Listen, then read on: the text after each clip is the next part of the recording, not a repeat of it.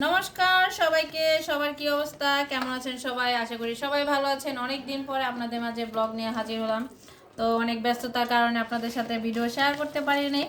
তো এই তো রোজার মাস, তো আমরা আজকে ইফতার করব। ইফতারে আমি এখন পেঁয়াজ আর মরিচ, তারপর একটু লবণ দিয়ে সরষা তেল দিয়ে মেখে নিচ্ছি। তারপর এখানে আছে জিলাপি, মজার মজার গরম গরম জিলাপি।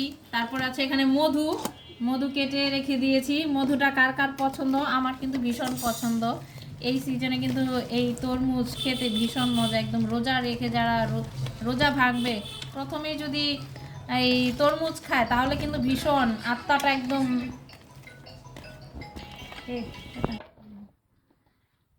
রোজা রেখে যদি তরমুজ খাওয়া যায় তাহলে কিন্তু একদম ঠান্ডা ঠান্ডা, একদম মনটা প্রাণটা জুড়িয়ে যায় ঠান্ডা ঠান্ডা তরমুজ খেলে। তো রোজার মাস বলে কথা, ইফতার না খেলে কি হয় বলেন তো সবাই?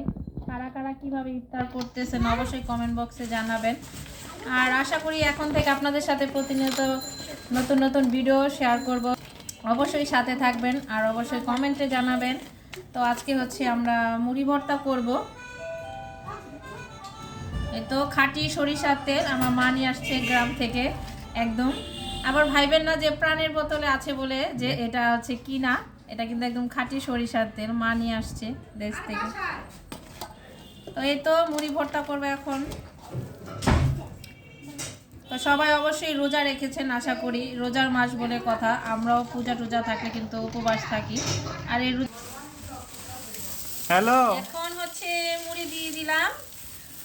এইভাবে কারা কারা মুড়ি ভর্তা করে খান অবশ্যই জানাবেন কমেন্ট বক্সে।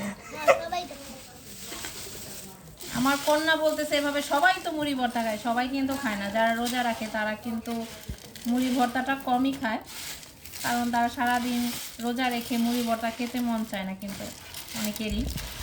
তো এই রোজার মাসটার আশায় কিন্তু আমরাও থাকি যে কবে রোজা আসবে, কবে ইফতার খাবো। এই দিনটার জন্য আমরাও অপেক্ষা করে থাকি। তো এই তো আমার মুড়ি ভর্তা ফাইনালি হয়ে গেছে। তো এখন একটু খেয়ে টেস্ট করে দেখি কেমন হয়েছে। মজাই হয়েছে, বেশি কিছু দেয়নি, একদম হালকা অল্প উপকরণ দিয়ে আজকে মুড়ি ভর্তাটা করেছি।